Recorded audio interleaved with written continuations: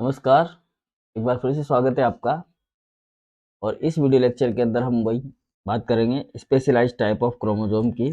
Part number हमारा ये third है सर, है ना, जो हम पढ़ रहे हैं। ये हमारा थर्ड है, ठीक है, बिल्कुल पार्ट नंबर थर्ड हम पढ़ रहे हैं। इसके अंदर हम लास्ट टॉपिक पढ़ेंगे आज, सेक्स क्रोमोसोम। ठीक है, कौन सा पढ़ेंगे? सेक्स क्रोमोसोम वाला। तो शुरू करते हैं हम यहाँ पर, टाइम बिना वेस्ट किए हुए। सेक्स क्रोमोसोम ये हमारा लास्ट टॉपिक रहेगा। इस टॉपिक का मतलब लास्ट पार्ट रहेगा सेक्स क्रोमोसोम। ठीक है, चलिए। तो देखो, जो सेक्स क्रोमोसोम है, अगर कोई सेक्स क्रोमोसोम किसी प्रोजेनी के अंदर अवेलेबल है तो उस प्रोजेनी को वो क्या करता है? डिटरमाइन करता है। ठीक है ना, मतलब हम सेक्स क्रोमोसोम ऐसे क्रोमोसोम को बोलते हैं जो अगर प्रेजेंट है तो, और एब्सेंट है तो, वो उस ऑर्गेनिज्म का सेक्स जो है वो डिटरमाइन करते हैं। कहने का मतलब ये, ठीक है, मतलब कि कोई भी मेल या फीमेल तभी होगा जब उसके पास में सेक्स क्रोमोसोम अवेलेबल होगा। ठीक है ना, सेक्स क्रोमोसोम अगर एक्स अवेलेबल है, जैसे कि ह्यूमन के अंदर बात करते हैं हम कि अगर एक्स अवेलेबल है तो वो क्या है जी? फीमेल है। ठीक है, और अगर किसी के पास में वाई क्रोमोसोम अवेलेबल है तो वो क्या है? मेल है। ठीक है, तो ये वाई, ये एक्स और वाई, ये क्या है? ये आपके सेक्स क्रोमोसोम है। अगर ये उपलब्ध है तो इसका मतलब है कि ये डिटरमाइन करेंगे कि ऑर्गेनिज्म का जो सेक्स है वो क्या होगा। ठीक है ना, सेक्स का मतलब लिंग, यानी कि वो मेल होगा या फीमेल होगा। इस बात को डिफाइन करने वाले हमारे पास में दो तरह के क्रोमोसोम होते हैं। ठीक है, जो एक मेल को डिटरमाइन करते हैं और दूसरे फीमेल को डिटरमाइन करते हैं। ठीक है, तो कहने का मतलब है कि दोज क्रोमोसोम अगर आपसे पूछ लिया जाए कि सेक्स क्रोमोसोम क्या होता है, ठीक है, तो दोज क्रोमोसोम, ठीक है, whose whose presence whose presence या एब्सेंस, या तो वो प्रेजेंट होगा या क्या होगा? एब्सेंट। ठीक है ना, absence determine the sex in individual, या सेक्स ऑफ, लिख दो इसको, सेक्स ऑफ इंडिविजुअल। ठीक है, उस व्यक्ति का वो क्या होगा?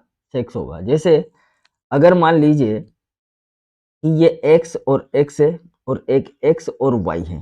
ठीक है, तो देखो, इस एक्स की उपस्थिति क्या दर्शा रही है? यहाँ पर एक्स क्या है? प्रेजेंट है। एक्स को हम क्या कहेंगे? प्रेजेंट है। तो यहाँ एक्स प्रेजेंट है, ये एक्स तो सेम ही है दोनों में। ठीक है ना, ये मेल में भी सेम है और फीमेल में भी सेम है।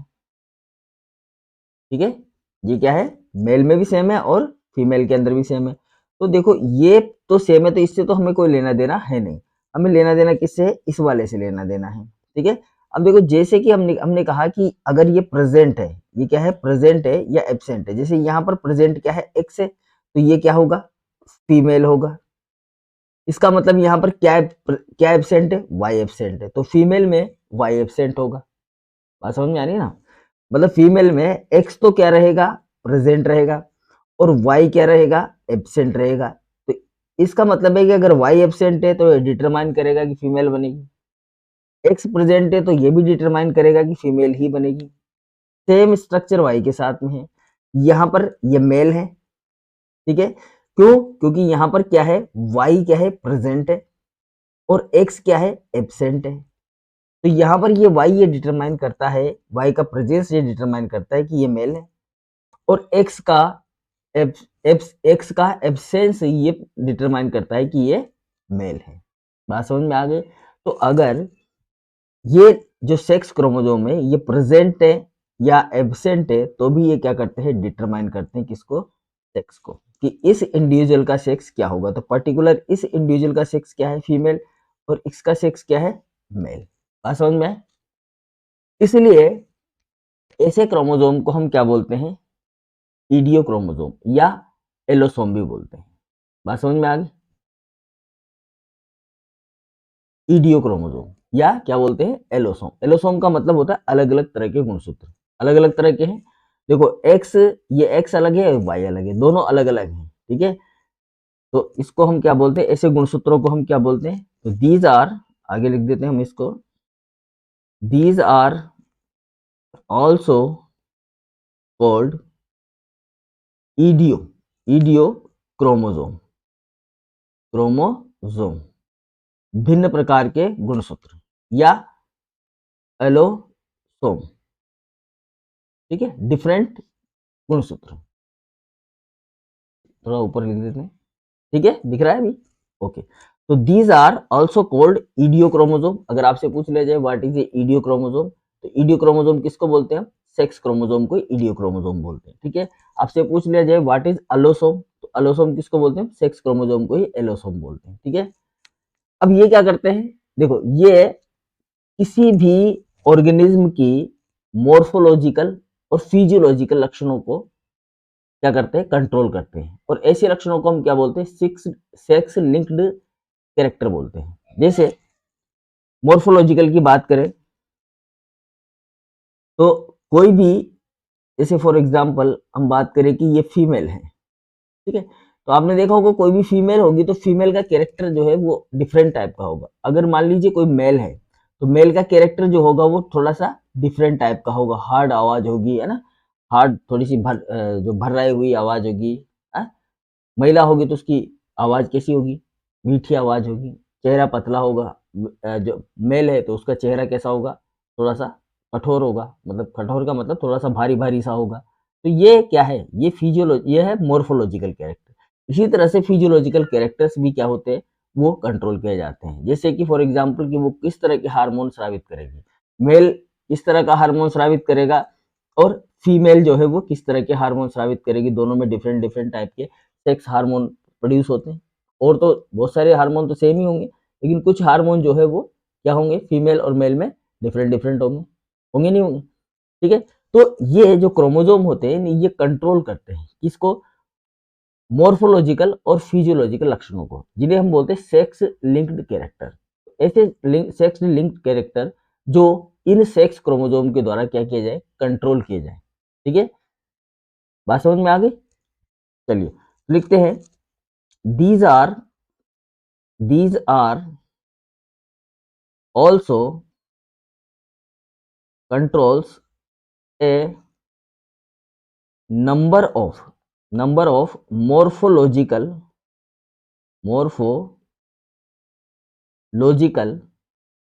And physiological.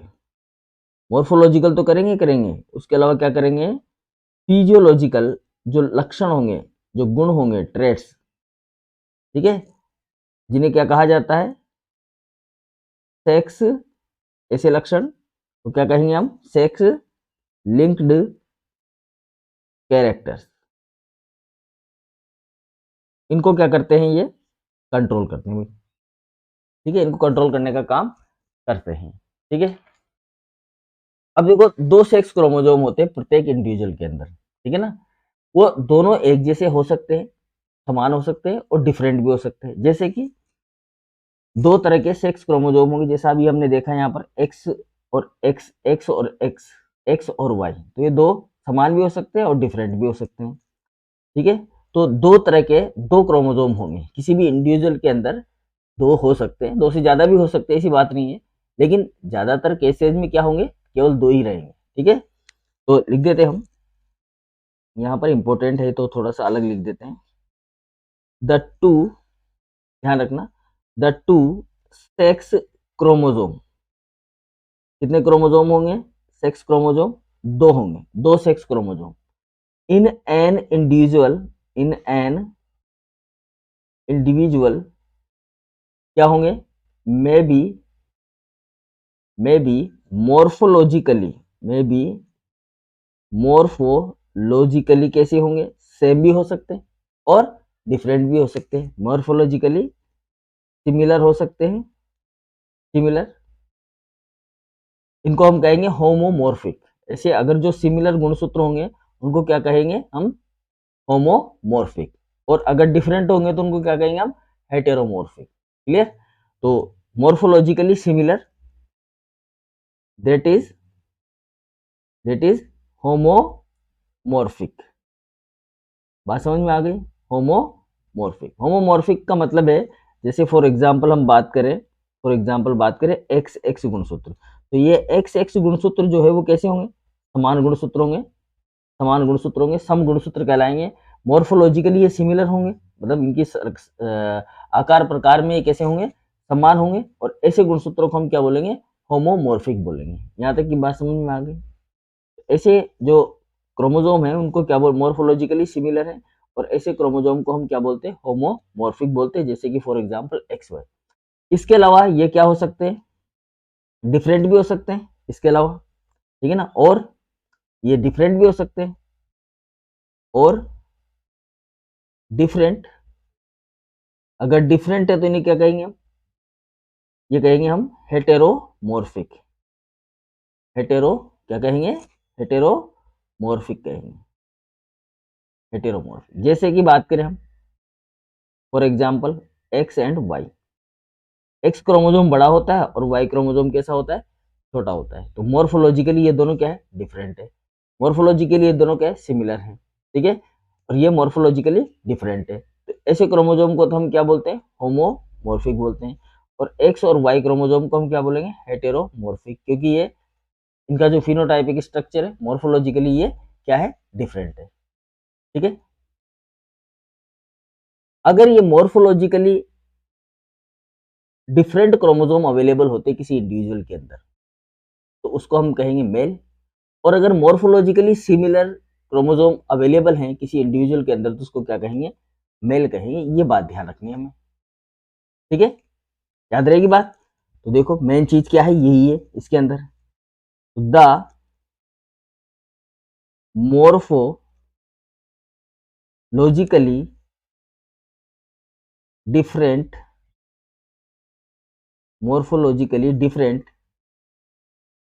इज एंड्रोसोम, ठीक है ना, वाई, जिसे हम क्या बोलते हैं? वाई क्रोमोसोम बोलते हैं। वाई क्रोमोसोम, मॉर्फोलॉजिकली डिफरेंट जो क्रोमोसोम होगा उसको क्या बोलेंगे हम?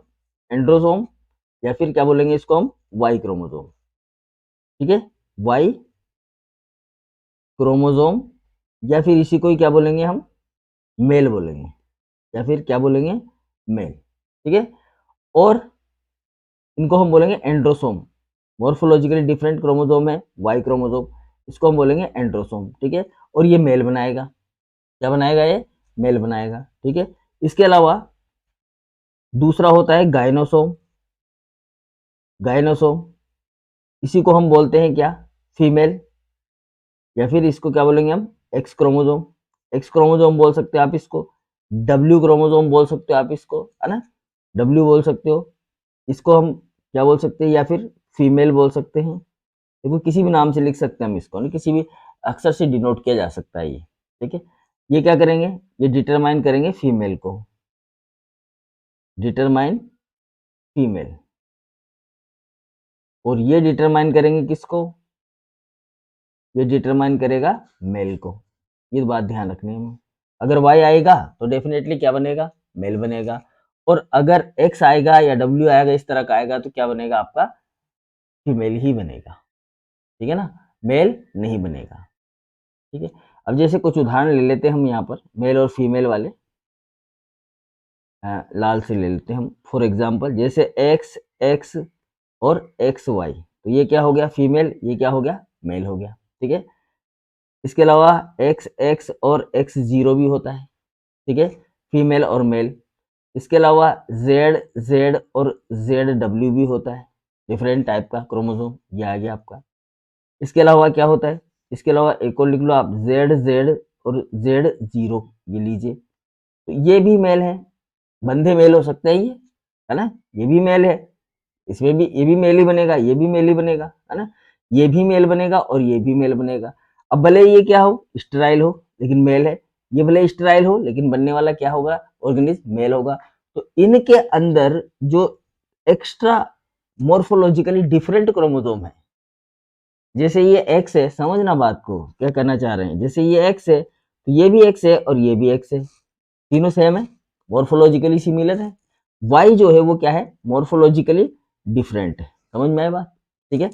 इसी तरह से हम बात करें इसकी जेड की, जेड वाली बात करें, देखो ये जेड, जेड और ये जेड, ये तीनों समान है।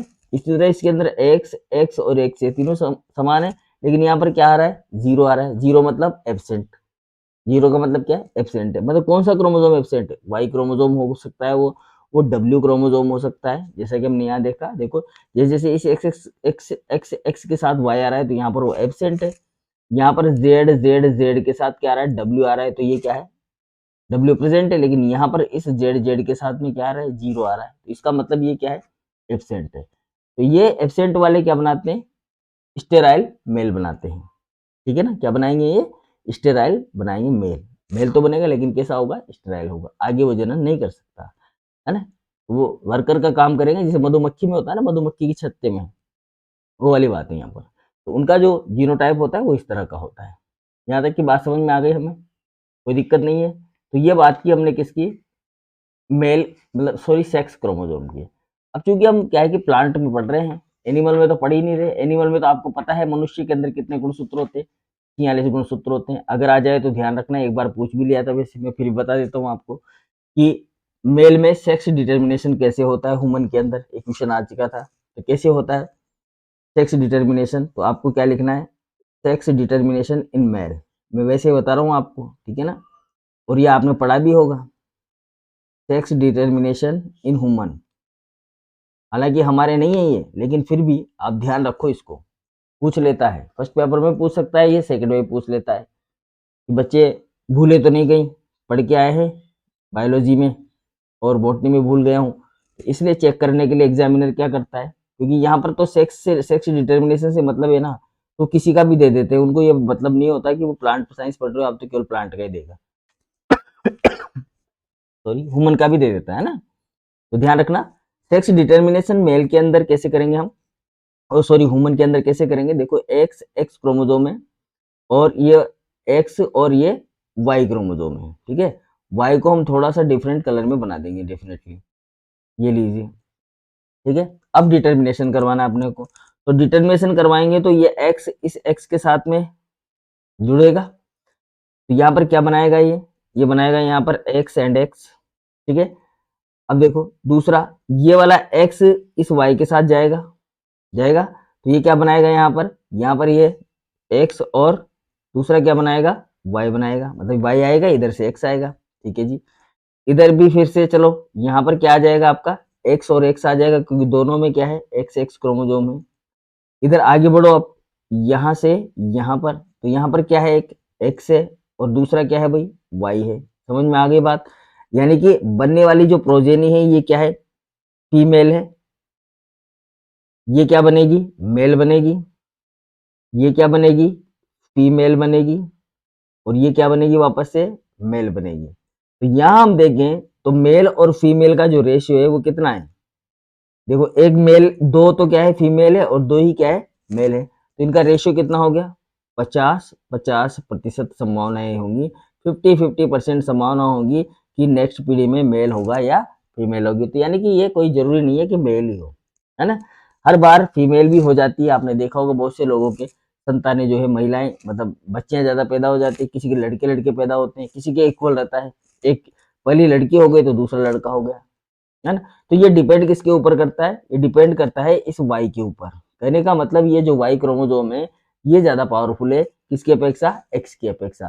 देखो अगर देखा जाए, सिंपल से आपको एक और बात बता देते हैं कि जो एम्ब्रियो स्टेज होती है ह्यूमन की, अब चूंकि ये आए गया तो मैं वैसे बता रहा हूं आपको, एम्ब्रियो स्टेज में जब तक शुरुआती तौर पर अगर हम देखें तो जितने भी एम्ब्रियो होते हैं वो क्या होते हैं, फीमेल ही होते हैं। मेल तो वो तब होते हैं जब वाई क्रोमोसोम अपना इफेक्ट शो करना शुरू कर देता है, ठीक है। मतलब जब फर्टिलाइजेशन हुआ और ये देखो एग था, इस एग के पास में क्या है, एक्स एक्स ही है, हमेशा इसके पास एक्स एक्स ही होगा, ठीक है ना। अब दूसरा आया स्पर्म, तो स्पर्म जो है ना वो अपने साथ लेके आया है वाई को, एक्स के साथ में क्या लेके आया है, एक वाई भी लेके आया है, ठीक है।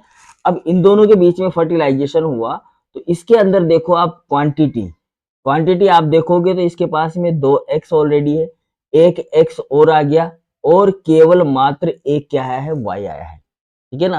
मतलब इसके पास 3 x होते हुए भी ये y जो है वो ज्यादा पावरफुल है, इसीलिए ये क्या बना देता है, इस फीमेल को किस में कन्वर्ट कर देता है, मेल में कन्वर्ट कर देता है। वैसे देखा जाए तो फीमेल कैरेक्टर ज्यादा है यहाँ पर, क्योंकि फीमेल जीन ज्यादा है ना, समझ में आ रही है बात। तो ये जो वाई है यहाँ पर ये डोमिनेंट है, और इस डोमिनेंसी की वजह से ये मेल बन गया, नहीं तो क्या बनता है, फीमेल बनता। अब देखो अगर ये वाई काम नहीं करे यहाँ पर तो ये फीमेल ही रहेगा, ठीक है। मॉर्फोलॉजिकली ये मेल होगा, लेकिन इंटरनली या सेक्सुअली ये क्या बनेगा, फीमेल बनेगा, अगर ये वाई काम नहीं करेगा तो। समझ में आ गई बात। तो ऐसे जो कंडीशंस बनती हैं, ऐसी कंडीशंस वाले जो होते हैं उनको हम थर्ड जेंडर बोलते हैं। तो इस तरह से हम क्या कर सकते हैं, मेल में डिटर्मिनेशन करते हैं सेक्स का डिटर्मिनेशन यहाँ पर कौन कर रहा है, एक्स और वाई क्रोमोसोम कर रहे हैं। अगर इसी कंडीशन को हम इस तरह से अप्लाई कर ले, मान लीजिए कि एक्स है और जो स्पर्म है उसके पास में क्या है, एक्स वाई है, दोनों का फर्टिलाइजेशन हो गया, फर्टिलाइजेशन सॉरी एक्स एक्स है, इसमें स्पर्म में भी एक्स एक्स ही है, ठीक है ना। देखो स्पर्म तो बन सकता है ना एक्स एक्स, भाई इस एक्स वाई से 2 स्पर्म ऐसे बनते हैं जो मेल प्रोड्यूस करते हैं, और 2 फीमेल वाले प्रोड्यूस होते हैं, 4 ही तो बनेंगे, एक एक मेल 4 स्पर्म बनाएगा, ठीक है ना। तो वो जो 4 स्पर्म बनाएगा ना, उनमें कंडीशन क्या है, जिनके पास में वाई जाएगा वो मेल ही बनाएंगे, और जिनके पास एक्स जाएगा वो क्या बनाएंगे, फीमेल बनाएंगे, सीधी सी बात है। तो यहाँ पर क्या कंडीशन बनेगी, देखो ये वाला जो है, ये जब इसके साथ में फर्टिलाइज करेगा तो यहाँ पर ये कंडीशन बनेगी कि इसमें चारों ही क्या होंगे, फीमेल होंगे, मतलब चारों ही कैरेक्टर किसके शो करेगा, ये फीमेल के शो करेगा। इसका मतलब ये क्या बनेगा भाई, ये फीमेल ही बनेगा, ठीक है ना। और इस वाई की वजह से केवल एक वाई क्रोमोसोम ही ऐसा है जो फीमेल को किस में कन्वर्ट कर रहा है, मेल में कन्वर्ट कर रहा है। तो इसको मतलब हम कह सकते हैं कि डोमिनेंट है। और आपको पता है जितने हमारे पास क्रोमोसोम होते हैं उनमें सबसे छोटा क्रोमोसोम क्या होता है, मेल ही होता है। तो ये छोटा पैकेट बड़ा धमाका है देखा जाए तो, क्लियर। और देखो डोमिनेंट है, तो इसीलिए हमारे समाज में भी क्या है, इकोलॉजिकली मेल ज्यादा डोमिनेंट होते हैं फीमेल के अपेक्षा, ठीक है। तो इनकी डोमिनेंसी की वजह से क्या होता है, फीमेल को प्रोटेक्ट किया गया है एनवायरनमेंट के द्वारा। अब देखो यहाँ पर प्रोटेक्शन का सवाल क्या है, एनवायरनमेंट के द्वारा इनको फीमेल को क्यों प्रोटेक्ट किया गया है, फीमेल को इसलिए प्रोटेक्ट किया गया है कि देखो फीमेल को 3 क्रोमोसोम दिए गए हैं, किसी न किसी कारण से अगर एक भी काम करना बंद कर दे तब भी इसकी कोई फर्क नहीं पड़ने वाला, 2 बंद कर देंगे तब भी कोई फर्क नहीं पड़ने वाला, तीसरा तो है ना इसके पास में। इसलिए सबसे ज्यादा प्रोटेक्टेड एनवायरनमेंट में कौन है, फीमेल। मेल की कोई वैल्यू नहीं है एनवायरनमेंट में, ये भी ध्यान रखना। लेकिन इसकी वैल्यू नहीं है, फिर भी ये पावरफुल है, क्योंकि ये खुद अपनी वैल्यू कर लेता है इस एनवायरनमेंट के अंदर, ठीक है। चलिए खैर आगे हम पढ़ेंगे, पढ़ते जाएंगे, समझते जाएंगे। चलिए, तो ये बात हुई किसकी, हमारे सेक्स डिटर्मिनेशन की, किसके अंदर, ह्यूमन के अंदर। अब आ जाते हैं हम प्लांट के अंदर, प्लांट की बात करते हैं, क्योंकि हमारा तो प्लांट साइंस वाली बात करेंगे ना हम, उसकी बात तो कर ही दी हमने।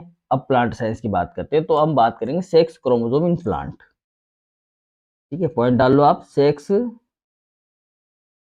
Chromosome in plant. अगर किसी को कोई चीज समझ नहीं है या समझ में नहीं आए तो आप कमेंट कर दो, ठीक है। अब ये उदाहरण हम ले रहे हैं, इसके अंदर एग्जाम्पल के रूप में हम ले रहे हैं यहाँ पर मेलेंड्रियम एल्बम को, मेलेंड्रियम एल्बम प्लांट है ये, ठीक है ना। इसके हम सेक्स क्रोमोसोम की बात करेंगे, इसके अंदर कैसे सेक्स क्रोमोसोम होते हैं, मेल के अंदर, उसके तो देख लिया, ह्यूमन के अंदर तो एक एक्स होता है एक वाई होता है, सिंपल सी बात है। इसके अंदर बात करेंगे हम प्लांट के अंदर। तो प्लांट के अंदर अगर हम बात करें भाई, तो देखो इसके पास में 2 सेक्स क्रोमोसोम होते हैं, ठीक है। कितने क्रोमोसोम होते हैं, 2 होते हैं।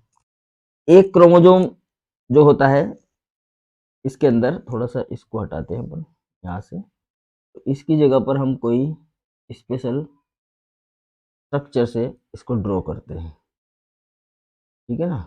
ये एक क्रोमोसोम तो ये है इसका, और एक क्रोमोसोम इधर आ जाएगा मेरे हिसाब से, नहीं बीच में बनाएंगे इसको, ठीक है, थोड़ा सा बीच में बनाएंगे, हट जा भैया। तो हम 2 क्रोमोसोम यहाँ पर बनाने वाले हैं, थोड़ा सा हम कलर चेंज कर लेते हैं, इसकी वजह ये ले लेते हैं, और यहाँ पर हम इसको बनाने की कोशिश करते हैं। ठीक है, चलिए, तो ये आपको शो हो रहा है, बिल्कुल हो रहा है जी। ठीक है, और दूसरा क्रोमोसोम भी हम बना देते हैं सेम टाइप का ही। ठीक है, लेकिन इसके अंदर हम क्या करेंगे, दूसरा रंग लेंगे और ये हम बना देते हैं यहाँ से। ठीक है, कुछ थोड़ा बहुत ऊपर नीचे करना होगा तो कर देंगे। ये लीजिए साहब। ठीक है, तो ये दो क्रोमोसोम हमने यहाँ पर बना दिए हैं। ओके, चलिए,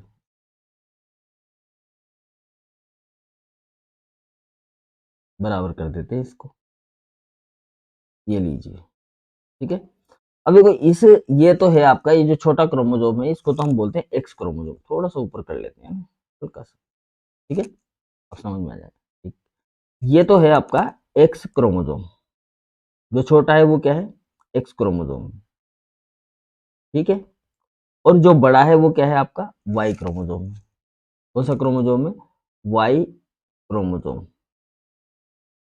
ठीक, बात समझ में आ गई। अब ये जो एक्स क्रोमोसोम होता है इसके पास में दो पार्ट होते हैं। इसके पास में कितने पार्ट होते हैं, दो पार्ट होते हैं। एक पार्ट नंबर 4 होता है एक्स के पास में, और एक पार्ट नंबर 5 होता है। ठीक, और ये जो क्रोमोसोम होता है आपका वाई क्रोमोसोम, इसमें ये पार्ट 4 होता है, मतलब पार्ट 4 इसके पास भी होता है। इसके पास एक पार्ट होता है जिसे हम बोलते हैं पार्ट थर्ड, एक पार्ट इसके पास होता है जिसे हम बोलते हैं पार्ट सेकंड। ठीक है, और यहीं पर क्या होता है, सेंट्रोमियर होता है, और एक होता है इसके पास में पार्ट फर्स्ट। इसी तरह से इसमें 4 पार्ट होते हैं, इसमें 2 पार्ट होते हैं। ठीक है, अब ये जो फर्स्ट पार्ट होता है ना इसका, ये फर्स्ट पार्ट, ये अलग काम करता है, ये अलग काम करता है, ये अलग काम करता है, ये अलग काम करता है, इस तरह से। ठीक है, तो देखो जो फर्स्ट पार्ट होता है ना, इसमें ये इसका काम होता है फीमेलनेस को सप्रेस करना। ठीक है ना, मतलब कि ये फीमेल जो स्ट्रक्चर होती है, फ्लावर का जो डेवलपमेंट होता है उसमें फीमेल स्ट्रक्चर को क्या करता है, इनहिबिट करता है, रोकता है, मतलब फीमेल बढ़ने नहीं देता फ्लावर के अंदर। क्लियर, तो यहां लिख दूं मैं इस चीज को, ये क्या करता है, सप्रेस फीमेलनेस, सप्रेस फीमेलनेस। आ गया, ठीक है। और दूसरा क्या करता है, इनहिबिट करता है, inhibit the development, inhibit the development of female structure in flower। Flower के अंदर ये क्या करता है, फीमेल स्ट्रक्चर को डेवलप होने से रोकता है। ठीक है, ये थोड़ा सा हम इसको इधर कर देते हैं। अब ठीक है, थोड़ा सा ना, अब ठीक रहेगा मामला, कोई दिक्कत नहीं है, दिख रहा है आपको। ठीक है, अब ये देखो दूसरा वाला जो सेकंड नंबर का होता है वो क्या करता है, सेकंड नंबर वाले भाई साहब का काम क्या है, तो सेकंड नंबर वाला जो जीन है वो एंथर डेवलपमेंट को क्या करता है, इनिशिएट करता है। तो मैं सेकंड वाले का इधर लिख देता हूँ ना, यहाँ लिख देता हूँ, क्या करता है ये, इनिशिएट एंथर डेवलपमेंट। क्या करता है ये, इनिशिएट एंथर डेवलपमेंट, यानी कि एंथर के डेवलपमेंट को इनिशिएट करता है, इसका मतलब ये एंथर बनाएगा। कौन सा वाला भाग, भाग नंबर 2, सेकंड नंबर का पार्ट। ठीक है, सेकंड नंबर का जो पार्ट है, ये जो नीले कलर का है, ये वाला नीले कलर का भाग, ये काम करता है ये। ठीक है, अब हम अलग अलग कलर भर देंगे तो सही रहेगा मामला, है ना। अब देखो थर्ड वाला जो है वो क्या करता है, ये एंथर डेवलपमेंट की जो लास्ट वाली स्टेज होती है उनको क्या करता है, कंट्रोल करता है, थर्ड वाला। ठीक है, अब ये दोनों देखो, थर्ड वाला भी क्योंकि इंपॉर्टेंट है तो थर्ड वाले को हम क्या करते हैं, इधर ही लिख देते हैं, यहाँ पर ही लिख देते हैं हम थर्ड वाले को ना। थर्ड वाला क्या करता है, ये दोनों इंपॉर्टेंट पार्ट है इसके। ठीक है, तो ये क्या करता है, कंट्रोल करता है, control later stage of anther development, of anther development. ठीक है ना, ये एंथर डेवलपमेंट की जो बाद की अवस्थाएं होती है उनको क्या करता है, कंट्रोल करता है। अब ये दोनों कंडीशंस जो बन रही है यहाँ पर, ये दोनों कंडीशन ये बहुत इंपॉर्टेंट है। ये फर्टाइल एंथर यानी कि फंक्शनल और फर्टाइल एंथर के लिए इंपॉर्टेंट है कि दोनों होना चाहिए। ठीक है, तो यहाँ हम लिख सकते हैं ये एसेंशियल, ये दोनों क्या होती है, एसेंशियल है फॉर फर्टाइल एंथर। ठीक है ना, अगर ये दोनों काम करेंगे मतलब ये दूसरा जीन और तीसरा जीन या दूसरा पार्ट और तीसरा सेगमेंट जो है, सेकंड और थर्ड सेगमेंट जो है, अगर ये फंक्शनल होते हैं, ये काम करते हैं, तो इसका मतलब है कि आपका जो एंथर होगा वो कैसा होगा, फर्टाइल होगा। अगर ये दोनों को हटा दें हम तो कुछ भी नहीं होने वाला इसके अंदर। ठीक है, ये चौथा जो पार्ट है दोनों का वो सेम ही है। ठीक है, अगर ये एक्स क्रोमोजोम पर है, ठीक है, एक्स क्रोमोजोम पर है और वाई क्रोमोजोम पर है, ठीक है, तो ये पेयरिंग में भाग लेते हैं। मतलब इनका काम क्या होता है, इनका फोर्थ का काम क्या होता है, ये काम आते हैं यूज फॉर पेयरिंग, दोनों में ही, एक्स में भी और वाई में भी। ठीक है, यूज फॉर पेयरिंग, केवल पेयरिंग में काम आते हैं। कब काम आते हैं, during meiosis, during meiosis, meiosis के दौरान पेयरिंग में ये काम आते हैं। प्रोफेज अवस्था होती है मियोसिस की, उस अवस्था के दौरान ये सब काम आते हैं यहाँ पर। ठीक है, ये थोड़ा सा इधर ले लेते हैं। ठीक है जी, ओके, तो ये मियोसिस के दौरान काम आते हैं, बात समझ में। ये होमोलोगस क्रोमोसोम एक्स वाला जो है, दोनों होमोलोगस है, मतलब ये इसका इसका एक्स का फोर्थ पार्ट और वाई का फोर्थ पार्ट, ये दोनों क्या है, सेम है, और इनका काम क्या है, केवल पेयरिंग में, इसके अलावा कोई काम करते नहीं है ये लोग, है ना, समझ में आया बात। अब देखो इसके अंदर पांचवा जो गुणसूत्र है, मतलब ये जो पांचवा पार्ट है इस गुणसूत्र का, जो फिफ्थ वाला पोर्शन है, ये फिफ्थ वाला पोर्शन थोड़ा ज्यादा इंपॉर्टेंट है। क्यों, क्योंकि ये एक स्पेसिफिक रीजन है, और ये फीमेलनेस अगर फर्स्ट सेगमेंट अवेलेबल नहीं है, ठीक है, तब ये क्या करता है, वाई क्रोमोसोम में अगर फर्स्ट सेगमेंट अवेलेबल नहीं हो तो ये फीमेल प्रोडक्ट बनाता है। इसका काम है, ये इसका काम है, ये 5वें नंबर का। ठीक है, क्या काम करता है ये देखो, ये एक्स क्रोमोसोम का क्या होता है, स्पेसिफिक रीजन होता है, स्पेसिफिक रीजन है। ठीक है ना, किसका है, एक्स क्रोमोसोम का। और ये क्या करता है, ये प्रमोट करता है, promote femaleness in absence of first segment of Y chromosome. अगर वाई क्रोमोसोम का फर्स्ट सेगमेंट क्या हो, एब्सेंट हो, तो ये फीमेल बना देगा। ठीक है, क्यों, क्योंकि वाई क्रोमोसोम का फर्स्ट जो सेगमेंट है वो फीमेल को क्या करता है, सप्रेस करता है, मतलब कि रोकता है। देखो अभी हमने लिखा है यहाँ पर सप्रेस फीमेलनेस, है ना, ये तो क्या करता है, फर्स्ट वाला क्रोमोसोम का पार्ट, ये फर्स्ट वाला क्रोमोसोम का पार्ट क्या करता है, ये फीमेल को सप्रेस करने का काम करता है, मतलब कि ये सप्रेस करता है। और ये वाला जो पोर्शन है आपका, कौन सा वाला, ये वाला पोर्शन 5वें नंबर का, ये क्या करता है, अगर एब्सेंट है, देखो क्या करता है, ये प्रमोट करता है। वो तो क्या करता था, सप्रेस कर रहा है, और ये क्या कर रहा है, प्रमोट कर रहा है, किसको, फीमेलनेस को। अगर फर्स्ट एब्सेंट है तो ये काम कर जाएगा, और अगर फर्स्ट एब्सेंट नहीं है, वहाँ प्रेजेंट है, तो ये काम नहीं करेगा, लेकिन फिर भी बहुत सी जगह पर ये काम करेगा। ठीक है, तो ये बात हुई हमारी सेक्स क्रोमोसोम की मेलेंड्रियम एल्बम के अंदर। ये चैप्टर हमारा हुआ पूरा। नेक्स्ट क्लास में हम बात करेंगे नेक्स्ट चैप्टर की। तब तक के लिए goodbye, thank you very much. और उम्मीद है कि आप लोगों को सारी चीजें समझ में आ रही है, अच्छे से समझ पा रहे हैं। अगर कोई भी प्रॉब्लम है तो आप, नंबर है मेरा व्हाट्सएप नंबर, आप उस पर व्हाट्सएप कर दीजिए, या आप मुझे सीधे डायरेक्ट कॉल भी कर सकते हैं, कोई प्रॉब्लम नहीं है।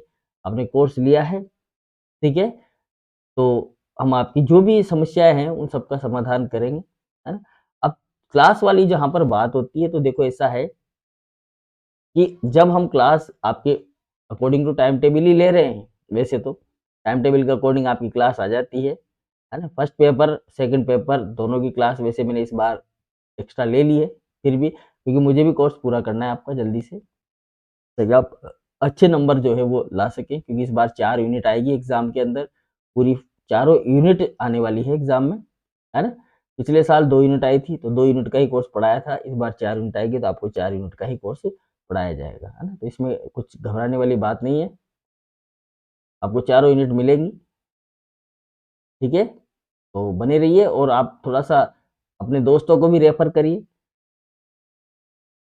अपने दोस्तों को रेफर करिए, वो भी अपने कोर्स खरीदे। जिस तरह से आप लोग पढ़ रहे हैं तो आपकी क्लास में और भी आपके दोस्त लोग होंगे, आप उनको भी रेफर कर सकते हैं, ठीक है। तो उम्मीद करता हूँ आप करेंगे ऐसा, आप उनको दिखाइए वीडियोस, है ना, और उनको समझाइए कि आप भी अच्छे नंबर ला सकते हैं, क्योंकि अच्छे नंबर लाना ही सबसे ज़्यादा इम्पोर्टेंट पार्ट है आज के ज़माने में। अगर आपके अच्छे नंबर हैं तो आपको अच्छे कॉलेज में पीएचडी में एडमिशन मिलेगा। अगर आप कंसेप्ट क्लियर करते हैं अपना, तो आपको सीएसआईआर नेट में ज़्यादा दिमाग नहीं लगाना पड़ेगा और जल्दी आप पहले अटेम्प्ट में या दूसरे अटेम्प्ट में सीएसआईआर नेट को क्लियर कर पाएंगे। देखो हम जो है सीएसआईआर नेट का नहीं पढ़ाते हैं, आपको पता है, हम केवल कॉलेज लेवल का ही पढ़ा पा रहे हैं आपको, है ना।